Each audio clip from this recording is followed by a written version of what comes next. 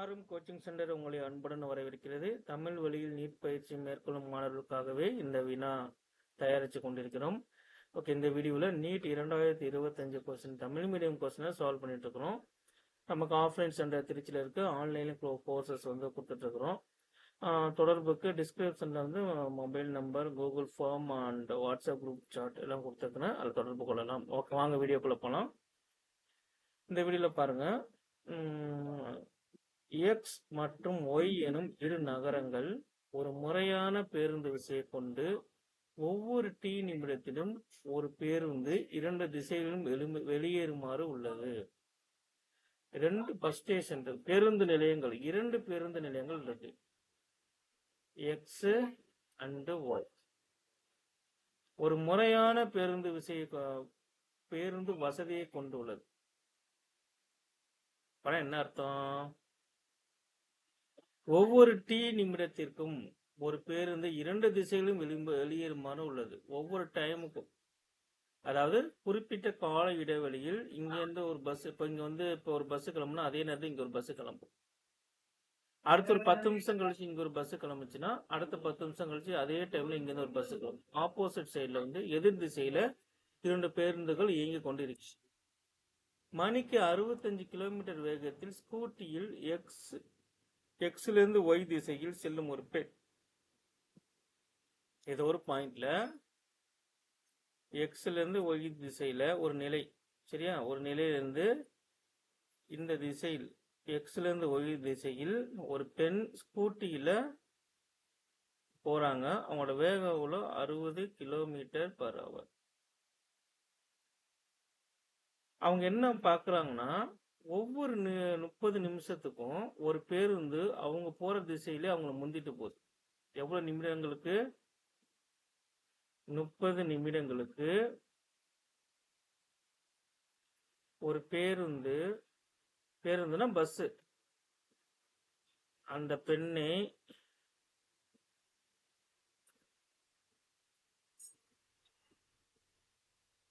அவர் போகும் திசையில்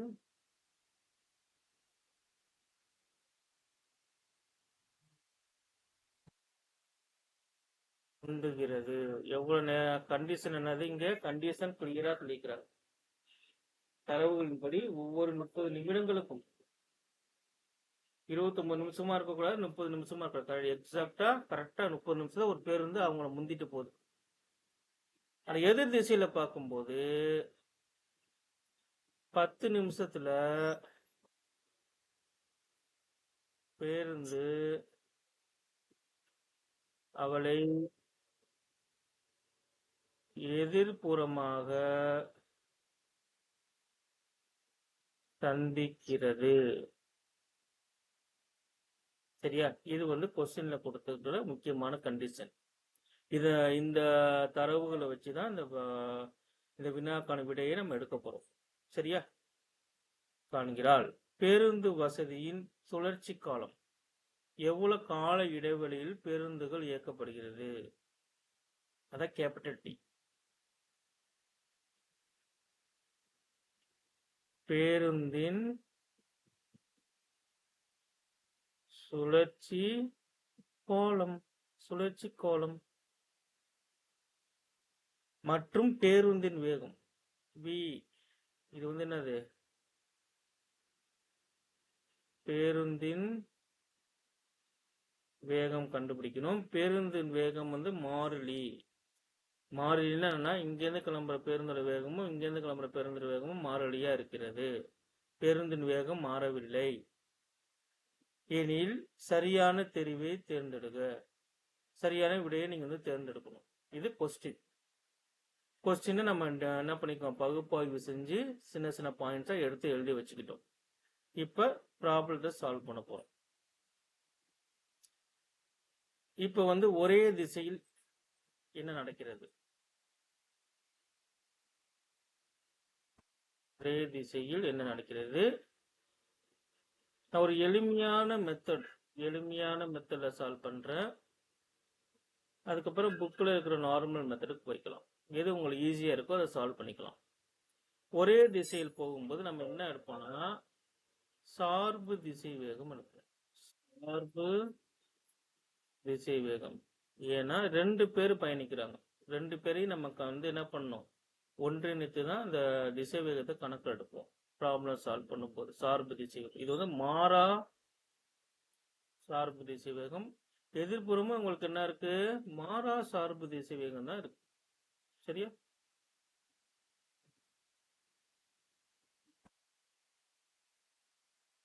திசை மாறா திசை சார்பு திசை வேகம். இப்போ ஒரே திசையில் பயணிக்கும் போது ஒரு பேருந்து ஒரு ஸ்கூட்டி ஒரே திசையில வந்து பயணிக்குதுன்னா அதோட மாறா சார்பு திசை வேகம் என்னன்னா, திசை வேகம் பேருந்தின் வேகம் மைனஸ் ஸ்கூட்டியின் வேகம். இதுதான் மாறா சார்பு திசை வேகம். ஸ்கூட்டியின் திசை வேகம் எழுதிக்கும் விஎஸ் 60 km/h. பாருங்க யூனிட் பார்த்துக்கோங்க, கிலோமீட்டர் கீழ் அவர். இதான் யூனிட்ல கொடுத்துக்கிறான். அப்ப தகுந்த மாதிரி தான் நம்ம யூனிட் யூஸ் பண்ணணும். இப்போ இன்னொரு விஷயங்கள் என்னன்னா, இங்க மினிட்ல கொடுத்துக்கிறாங்க இல்லையா, நிமிடங்கள்ல கொடுத்துக்கிறான். இதை வந்து நம்ம ப்ராப்ளம் சால்வ் பண்ணும்போது அவருக்கு மாத்திக்கணும். இப்ப வந்து மாறா சார்பு திசை வேகம் ஒரே திசையில வந்து நமக்கு இது மாதிரி வருது. எதிர்ப்புறமா உங்களுக்கு என்ன வரும், v plus vs வரும். நான் உங்களுக்கு எக்ஸ்பிளைன் விவரிக்கும் போது நிறைய விவரிக்கிற மாதிரி இருக்கும். இதோட கருத்துருக்குள்ள வந்து நீங்க மைண்ட்ல வச்சிருந்தீங்கன்னா, இதோட அடிப்படைகளை வந்து ஈஸியா புரிஞ்சிருச்சுன்னா ஒரு ஸ்டெப்ல ப்ராப்ளம் சால்வ் பண்ணிடலாம். ஓகே, ஒரே திசையில் பயணிக்கும் போது இப்ப பாருங்களேன், இங்க வந்து விங்கிறது மாறிலி, இங்க விங்கிறது மாறிலி. சரி, என்ன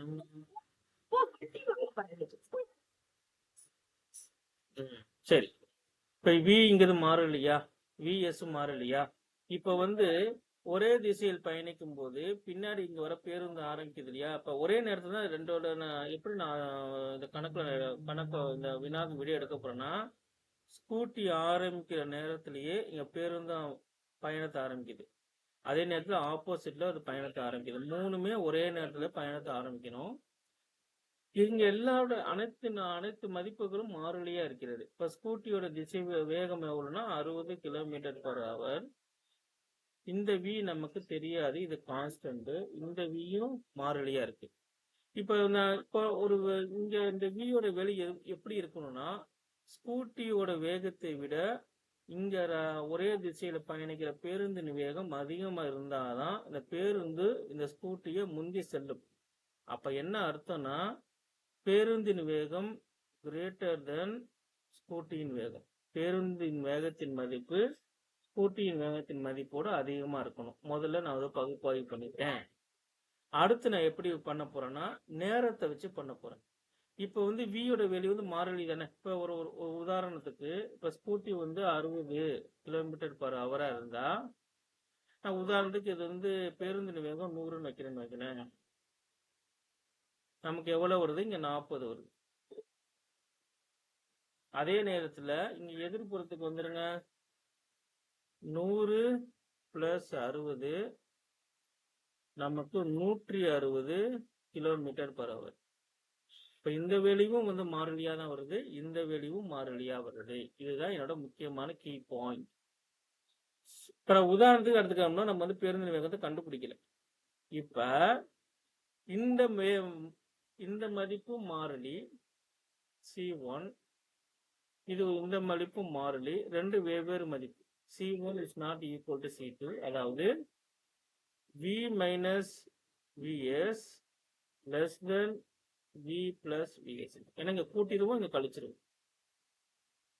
அடுத்த கீ பாயிண்ட், இங்க ஒரே புறத்தில் பயணிக்கும் போது அது எடுத்துக்கொள்ளும் கால அளவு 30 நிமிடம்.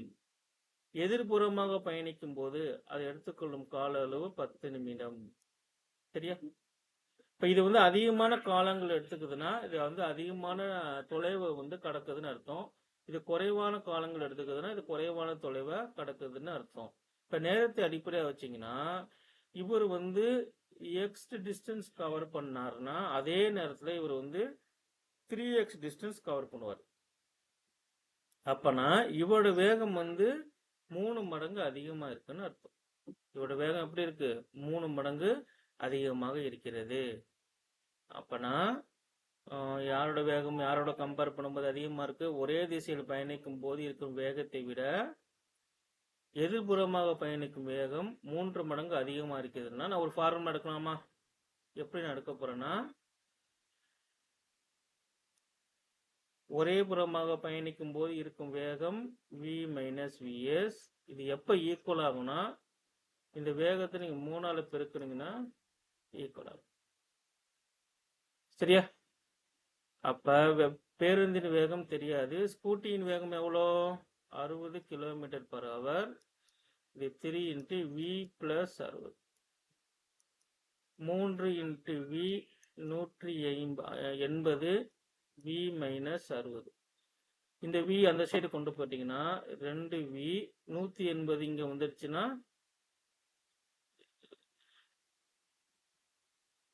மைனஸ் வருதா?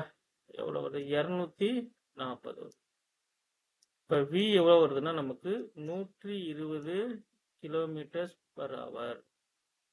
பேருந்தின் வேகம் உங்களுக்கு எவ்வளவு வந்துருச்சு? இப்ப 120 km/h வந்துருச்சு. இப்ப ஆப்ஷனுக்கு போங்க. இப்ப எது சரியான விடையா இருக்கும்னா வாய்ப்பு வந்து 3வது ஆப்ஷனா தான் இருக்கும். இப்ப சுழற்சி காலங்களை கண்டுபிடிக்கணும் தானே? இப்ப சுழற்சி காலங்களை கண்டுபிடிப்போம்.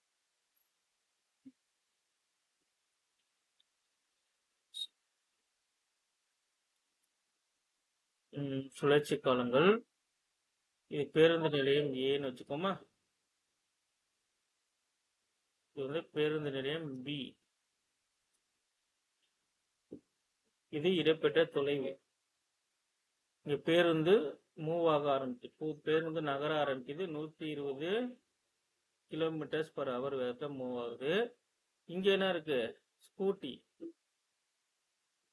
60 km/h வேகத்துல மூவ் ஆகுது. நமக்கு வந்து 1/2 மணி நேரத்திலேயே எல்லா வேலையும் முடிஞ்சிடணும். இப்போ ஸ்கூட்டி வந்து 1/2 மணி நேரம் பயணிக்கும் போது ஒரு தொலைவு வரும். சரியா? இதே தொலைவை பேருந்து என்ன பண்ணும்? பேருந்து வந்து அதிகமான தொலைவு கிடைக்கும். ஏன்னா இங்க வந்து ஒரு கேப் இருக்கு, பிளஸ் இந்த டிஸ்டன்ஸ், 2 டிஸ்டன்ஸ் சேர்த்து கிடக்கணும். 2 ஒரே நேரத்திலேயே நடக்கிறது. இப்போ இதோட கால அளவு எவ்வளவு வேணும்னா, எனக்கு இந்த x1 தெரிஞ்சா இந்த கால அளவு நல்லா கண்டுபிடிக்க முடியும். இந்த x1 நான் கண்டுபிடிக்கும். இனிஷியலா ஆரம்பத்துல பேருந்துக்கும் ஸ்கூட்டிக்கு இடைப்பட்ட தொலைவு வேணும். இப்போ ஸ்கூட்டி வந்து இந்த 1/2 மணி நேரத்துல எவ்வளவு தொலைவு கிடக்குதுன்னு நம்ம கண்டுபிடிக்கணும். இப்போ distance equal to velocity into time. திசைவேகம், ஸ்கூட்டியோட திசைவேகம், ஸ்கூட்டி எடுத்துக்கொள்ளும் கால அளவு 30 நிமிடம். அப்போ 1/2 மணி நேரம். இப்போ 60 × 1/2 போட்டோன்னா 30 கிலோமீட்டர் வருகிறது. இப்போ ஸ்கூட்டியோட டிஸ்டன்ஸ் டிராவல் வந்து 30 கிலோமீட்டர். ஸ்கூட்டி வந்து அந்த 1/2 மணி நேரத்தில் 30 கிலோமீட்டர் கிடக்குது. இது முத வேல்யூ. இது வந்து ஆரம்பத்தில் இருக்கிற ஸ்கூட்டியோட நிலை, இறுதி ஸ்கூட்டி நிலை வந்து 30. ஓகே. இப்போ சார்பு திசைவேகம் ஃபார்முலாவை பயன்படுத்திக்குவோம். சார்பு திசைவேகத்துக்கு என்ன ஃபார்முலா போடுவீங்க? வெலாசிட்டி திசைவேகம் பேருந்து, திசைவேகம் ஸ்கூட்டி இஸ் ஈக்குவல் டு இரண்டுக்கும் இடைப்பட்ட தொலைவு, எடுத்துக்கொள்ளும் காலம். சரியா? இப்போ எக்ஸ் இஸ் ஈக்குவல் டு அது 1/2. பேருந்து திசைவேகம் 120, ஸ்கூட்டியின் திசைவேகம் 60. 60/2 30 கிலோமீட்டர். இப்போ இந்த தொலைவு எவ்வளவு வருது? 30 கிலோமீட்டர் வருது. மொத்தம் 60 கிலோமீட்டர். மொத்தம் 60 கிலோமீட்டரையும் பேருந்து பயணிக்கணும். மொத்தம் 60 கிலோமீட்டரையும் பேருந்து பயணிக்கணுமா? Velocity is equal to distance by time. Time is equal to distance by velocity. Distance எவ்வளோ? 60. திசைவேகம் 120. 1/2 ஹவர். இப்போ நம்ம கணக்குப்படி இந்த ஸ்கூட்டியில போற பொண்ணை அவர் என்ன பண்ணிட்டாரு? 1/2 மணி நேரத்துல முந்துறாரு. சரி, ஓகே. அடுத்து நம்ம கொஸ்டின்ல கொடுத்த கண்டிஷன் படி அடுத்த 1/2 மணி நேரத்துல ஸ்கூட்டியை வந்து என்ன பண்ண பேருந்து முந்தணும். அடுத்த 1/2 மணி நேரத்துக்கு ஸ்கூட்டி எங்க வந்துடும்? இங்க வந்துடும். இப்போ வந்து எக்ஸ் எவ்வளோ இருக்கும்? x3, அது x1. இந்த இடைப்பட்ட தொலைவு தான் 30 கிலோமீட்டர். இப்போ x2 இங்கே என்ன இருக்கும்? 60 இருக்கும். x3 90 இருக்கும். இப்போ பேருந்து எவ்வளோ? 90 கிலோமீட்டர் கடக்கிறதுக்கான பேருந்து எவ்வளோ எடுத்துக்கணும்?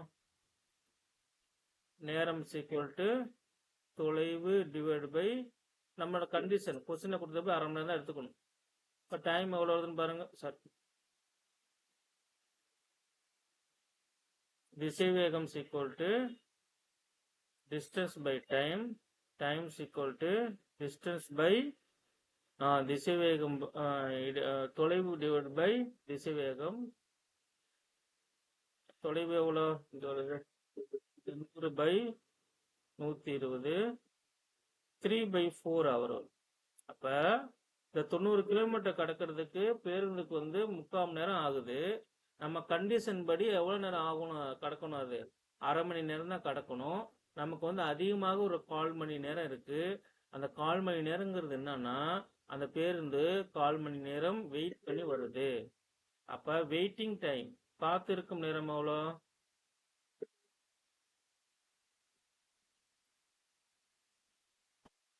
காத்திருக்கும் நேரம் 1/4 hour, அதாவது 15 நிமிடம். சரியா? இப்படி ப்ராப்ளம் இது வந்து தட் இஸ் நோ அந்த காத்திருக்கும் அவர் தான் அந்த பேருந்தின் சுழற்சி காலம். இப்போ ஆன்சர் என்ன வந்திருக்கு? சரியான விடை 15 நிமிடம். இது வந்து என்சிஆர்டி புக்கில் இருக்கிற ஒரு ப்ராப்ளம். அதே மாதிரி இது வந்து நம்ம புக்கில் இருக்கிற மாதிரி சால்வ் பண்ணும். டேட்டா ஃபார்முலா போட்டால் எனக்கு ஆன்சர் வரணும் அப்படின்னா இந்த ஃபார்முலா எடுத்துக்கோ.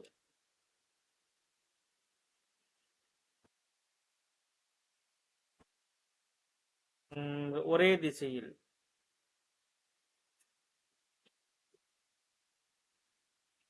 என்ன ஆகுது? திசைவேகம் மாறா திசைவேகம் இஸ் ஈக்குவல் டு இடப்பெயர்ச்சி டிவைட் பை காலம். இப்போ v மைனஸ் vs இன்ட்டு காலம் இஸ் ஈக்குவல் டு எக்ஸு. அப்போ v வந்து தெரியாது, vs நமக்கு தெரியும் 60. காலம் வந்து அரை மணி நேரம் இஸ் ஈக்குவல் டு எக்ஸ். இந்த எக்ஸுங்கிறது பேருந்தின் பயண காலமாக எடுத்துக்கணும். பேருந்தின் பயண காலம் வச்சுக்கிறது திசை பேருந்தின் வேகம் இன்ட்டு டிங்கிறது பேருந்தின் சுழற்சி காலம்.